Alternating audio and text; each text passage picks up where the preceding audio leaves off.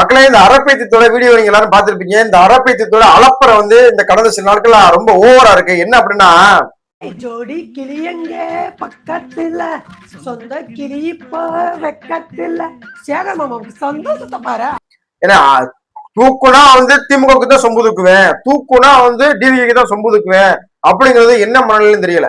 திமுகவினுடைய ஆட்சி சரியில்லை, திமுக கிட்ட குறை இருக்கு, அது இருக்கு, இது இருக்குன்னு சொல்லித்தான் திமுக தோற்கடிச்சு இன்னைக்கு டிவிக்கு ஆட்சியில் அமைஞ்சிருக்காங்க மக்கள். ஏன்னா ஆனா மறுபடிக்கும் திமுகவே குறை சொல்லிட்டு இந்த மாதிரி தற்கொலைகள் ஏன்னா தெரிஞ்சுக்கிட்டு இருக்கு. நாட்டுல எவ்வளவோ பிரச்சனை இருக்கு. கிருஷ்ணகிரியில கர்நாடகாவில் வரக்கூடிய அந்த தண்ணீர் பிரச்சனை, அது மட்டும் இல்லாம கேரளாவுடைய அந்த கழிவு ஃபேக்டரி தமிழ்நாட்டுல வச்சுட்டு மக்கள் போராடிக்கிட்டு இருக்காங்க.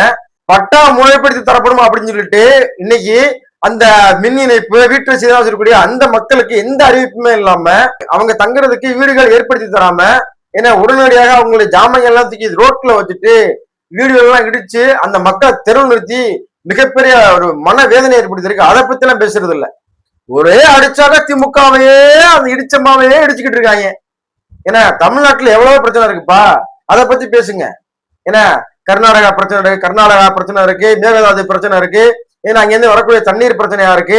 அது மட்டும் இல்லாம இங்க கேரளாவில இருந்து கொண்டு வரக்கூடிய அந்த கழிவு குப்பை கிடங்கு பிரச்சனையா இருக்கு. ஏன்னா பட்டா இல்லாத மக்கள் அந்த வீடுகள்லாம் இடிக்கப்பட்டு இன்னைக்கு தெருவு நிறுத்தப்பட்டிருக்காங்க.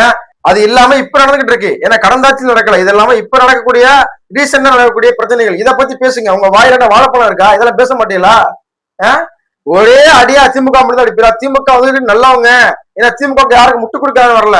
திமுக வேணாம்னு சொல்லித்தான் வீட்டுல உட்கார வச்சுட்டு குளத்தூர்ல இருந்து ஸ்டாலின் அவர்கள் தோத்து போய் வீட்டுல உட்காந்துருக்காங்க. ஏன்னா நீங்க தான் வேணும், அவங்க தீய சக்தி, நீங்க தான் தூய சக்தியில கொண்டு உட்கார வச்சாங்கல்ல. அந்த மக்களுக்கு நீங்க என்ன செய்ய போறீங்க? ஒரே அடியா அவங்களே அடிக்காம இந்த மாதிரி தற்கொலைகள் எல்லாம் ஒழுங்கா பேசுங்க, சரியா?